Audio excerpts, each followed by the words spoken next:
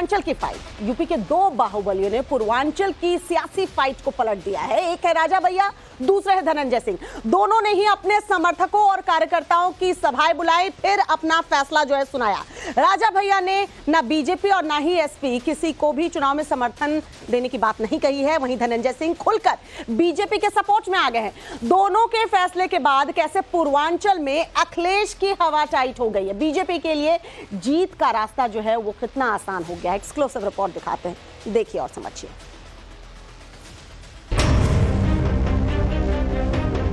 यहाँ पर आप लोगों को यही आग्रह करेंगे कि प्रदेश में एक अच्छी सरकार चल रही है, आप लोग भारतीय जनता पार्टी को वोट करें। देखिए, हमको इस जिम्मेदारी से आप लोग मुक्त करिए। मैंने ये कहने के लिए ये आप लोगों की ये जनसभा, ये कार्यकर्ता सम्मेलन बुलाया है। आज जो प्रत्याशी मैदान में है उनमें से कोई ऐसा नहीं है जिसकी हम जिम्मेदारी ले सकें और कह सकें। हम जानते हैं, हम एक बार कहेंगे पूरा कुंडा, पूरा बाबागंज, पूरा प्रतापगढ़ आप आशीर्वाद से उसकी झोली भर दीजिएगा। धनंजय सिंह और रघुराज प्रताप सिंह उर्फ राजा भैया दोनों ने अपने अपने पत्ते खोल दिए हैं। दोनों पूर्वांचल से आते हैं, दोनों ठाकुर समाज से आते हैं। वोटिंग से ऐन वक्त पहले दोनों ने अपने अपने फैसले सुना दिए हैं। दोनों के फैसले से पूर्वांचल में बीजेपी को कितना फायदा होने जा रहा है? क्या जौनपुर में बीजेपी की जीत अब 100% पक्की हो गई है? वहीं राजा भैया के फैसले का कौशाम्बी और प्रतापगढ़ में क्या असर पड़ने वाला है? राजा भैया के न्यूट्रल होने से बीजेपी को कितना फायदा होने वाला है? या फिर कौशाम्बी और प्रतापगढ़ में क्या समाजवादी पार्टी को ताकत मिलने वाली है? पूर्वांचल में ये सियासी सवाल सुर्खियों में बने हुए हैं। एक तरफ पूर्व सांसद धनंजय सिंह ने बीजेपी को वोट देने की अपील की है, वहीं राजा भैया ने किसी दल को समर्थन खुल्लम खुल्ला न देकर गेंद अपने समर्थकों, कार्यकर्ताओं और वोटरों के पाले में डाल दिया है, ये कहकर कि अपने विवेक से जिसे मन करे उसे वोट करें। सभी सम्मानित मतदाता उनकी जहां इच्छा हो, जिस भी दल को, जिस भी प्रत्याशी को वो मतदान करना चाहें, अपना आशीर्वाद देना चाहें, वो जाकर। प्रतापगढ़ के बेती महल में मंगलवार को राजा भैया के समर्थकों का सम्मेलन हुआ। सम्मेलन लोकसभा चुनाव को लेकर था। मीटिंग से पहले कौशाम्बी से बीजेपी उम्मीदवार विनोद सोनकर और केंद्रीय मंत्री संजीव बालियान ने बेती कोठी पहुंचकर राजा भैया से मुलाकात की। उनसे पहले कौशाम्बी से सपा प्रत्याशी पुष्पेंद्र सरोज भी राजा भैया से मिले थे, लेकिन आखिरकार राजा भैया ने खुद को तटस्थ रखते हुए ऐलान किया कि उनके समर्थक लोकसभा चुनाव में जिसे चाहे उसे वोट कर सकते हैं। तो सबसे राय लेने के बाद अब ये निर्णय लिया गया कि इस चुनाव में जनसत्ता दल की तरफ से कोई किसी के समर्थन का निर्णय नहीं लिया गया है और सभी सम्मानित जो कार्यकर्ता समर्थक है, जिनका जहां मन हो, जिसको मतदान करना, जिसको आशीर्वाद देना, वो स्वतंत्र है, वहां कर सकते हैं। इतना ही नहीं, पिछले दिनों राजा भैया की बेंगलुरु में केंद्रीय गृह मंत्री अमित शाह से मुलाकात हुई थी।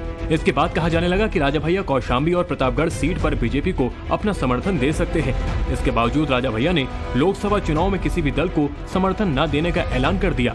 ऐसे में सवाल उठता है कि राजा भैया के न्यूट्रल रहने की क्या वजह है? जवाब आपको इस स्पेशल रिपोर्ट में आगे मिलेगा। पहले राजा भैया को सुन लीजिए।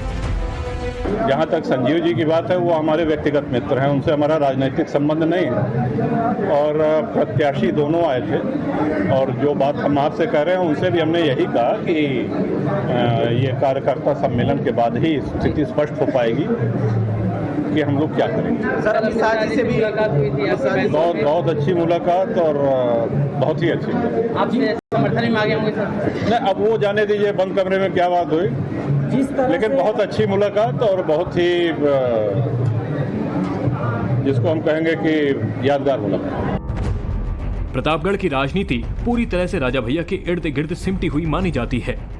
राजा भैया के प्रभाव वाली कौशाम्बी लोकसभा सीट पर 5वें चरण में, वहीं प्रतापगढ़ सीट पर 6ठे चरण में वोटिंग होनी है। दोनों ही सीट पर राजा भैया का कोई अपना उम्मीदवार मैदान में नहीं है। इसके चलते वो किंग मेकर की भूमिका में है। बीजेपी और एसपी दोनों दलों ने ही राजा भैया के समर्थन की उम्मीद लगा रखी थी, लेकिन किसी के पक्ष में कोई निर्णय लेने के बजाय उन्होंने न्यूट्रल रहने का फैसला किया। राजा भैया ने यह ऐलान केंद्रीय मंत्री संजीव बालियान और कौशाम्बी बीजेपी प्रत्याशी विनोद सोनकर से पहले अपने महल में 20 मिनट तक चली मीटिंग के बाद किया है। सवाल है कि राज्यसभा चुनाव के लिए राजा भैया ने बीजेपी को वोट दिया था, लेकिन जब मौका लोकसभा का आया तो उन्होंने क्लियर मैसेज क्यों नहीं दिया? क्या वो बीजेपी के साथ कोई पॉलिटिकल डील करना चाहते थे, जिसके सील न होने पर न्यूट्रल रहने का फैसला किया है। जो मतदान हमने किया था उसकी कोई शर्त नहीं थी, कोई मांग नहीं थी और कोई नखरे भी नहीं थे। तो कई बार बात बनती है, कई बार नहीं बनती है, उसमें मन छोटा करने की आवश्यकता नहीं। कौशाम्बी सीट से बीजेपी ने विनोद सोनकर को तो समाजवादी पार्टी ने पूर्व मंत्री इंद्रजीत सरोज के बेटे पुष्पेंद्र सरोज को मैदान में उतारा है। ठीक इसी तरह प्रतापगढ़ में बीजेपी ने संगम लाल गुप्ता को तो समाजवादी पार्टी ने एसपी सिंह पटेल को अपना उम्मीदवार बनाया है। कहते हैं कि राजा भैया के कौशाम्बी के दोनों उम्मीदवार और प्रतापगढ़ के बीजेपी उम्मीदवार संगम लाल गुप्ता से रिश्ते 36 के हैं। इसलिए माना जा रहा है कि राजा भैया ने किसी को समर्थन ना देकर फैसला जनता पर छोड़ दिया है। राजा भैया 28 साल से लगातार कुंडा विधानसभा सीट से विधानसभा पहुंच रहे हैं, चाहे वो बीजेपी सरकार में रहे या फिर समाजवादी सरकार में। कभी उनके सिंबल पर चुनाव नहीं लड़ा। 2018 में उन्होंने जनसत्ता दल के नाम से अपनी पार्टी बना ली। कुंडा से राजा भैया खुद विधायक हैं। कुंडा क्षेत्र का सियासी समीकरण ऐसा है जहां पर राजा भैया की जीत का आधार सिर्फ ठाकुर वोटर नहीं है, उन्हें पासी, यादव, कुर्मी और मुस्लिम भी वोट देते हैं। कहा जा रहा है कि खुद के वोट बैंक में बिखराव ना हो, इसलिए भी राजा भैया ने न्यूट्रल रहने का फैसला लिया है।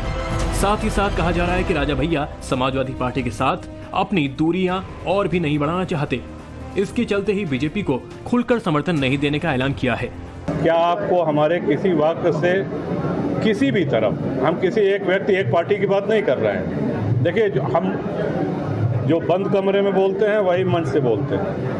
आप हमसे बंद कमरे में भी पूछेंगे तो हम वही चीज़ कहेंगे जो हमने मंच से कही। जिनकी जहां इच्छा हो वो वहां मतदान। वहीं राजा भैया से उलट जौनपुर में धनंजय सिंह ने साफ साफ शब्दों में बीजेपी को वोट देने का फैसला सुनाया है।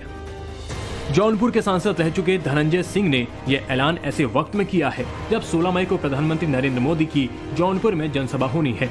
प्रधानमंत्री के जौनपुर आने से 2 दिन पहले 14 मई को धनंजय सिंह के गढ़ शिकरारा के शेरवा बाजार में देर शाम राजनीति की चौसर बिछाई गई। शेरवा बाजार के आजुराय इंटर कॉलेज के मैदान में धनंजय सिंह ने जन बैठक का आयोजन किया। इस बैठक में उनके सैकड़ों समर्थक शामिल हुए। जब से बीएसपी ने धनंजय सिंह की पत्नी श्रीकला रेड्डी का टिकट काटा, वो जौनपुर के चुनावी रण से बाहर हुई। तभी से अंदाजा लगाया जा रहा था कि धनंजय सिंह बीजेपी को अपना समर्थन दे सकते हैं और मंगलवार शाम वही हुआ। हम लोगों को अगर ये निर्णय लेने का समय है, हमने बहुत से लोगों की राय पढ़ी, बहुत से लोग हो सकता है हमारी बात से असहमत हो, लेकिन जो लोग असहमत भी हो आके मुझे जरूर बताइए। असहमति के हम आपको उसको दूर भी करेंगे। 1 मई को धनंजय सिंह बरेली सेंट्रल जेल से जमानत पर रिहा हुए। 6 मई को बीएसपी ने जौनपुर से धनंजय सिंह की पत्नी श्रीकला रेड्डी का टिकट काट दिया और 8 दिन बाद 14 मई को धनंजय सिंह ने बीजेपी को समर्थन देने का ऐलान किया। धनंजय सिंह की ठाकुर बिरादरी में मजबूत पकड़ मानी जाती है। साथ ही साथ उनको और समाज का भी सपोर्ट मिलता आया है। धनंजय सिंह के ऐलान के बाद माना जा रहा है कि बीजेपी को जौनपुर की जंग में काफी बढ़त मिल गई है, क्योंकि जौनपुर के सियासी समीकरण पर गौर करें तो बीजेपी के उम्मीदवार हैं कृपा शंकर सिंह। एसपी से बाबू सिंह कुशवाहा मैदान में हैं, वहीं बीएसपी से श्याम सिंह यादव को टिकट दिया गया है। कृपा शंकर सिंह राजपुर समाज से आते हैं, वहीं बाबू सिंह कुशवाहा और श्याम सिंह यादव दोनों ओबीसी से आते हैं। सिर्फ जौनपुर ही क्यों, कहा तो यहाँ तक जा रहा है कि धनंजय सिंह के बीजेपी को समर्थन देने का फैसला पूर्व पूर्वांचल के सियासी रण के समीकरण पर असर डाल सकता है। जौनपुर में ब्राह्मण वोटर 3.25 लाख हैं, राजपूत वोटर 2.5 लाख हैं, मुस्लिम वोटर 2.5 लाख हैं, यादव वोटर भी करीब 2.5 लाख हैं। वहीं दलित वोटरों की तादाद 2.25 लाख के करीब है।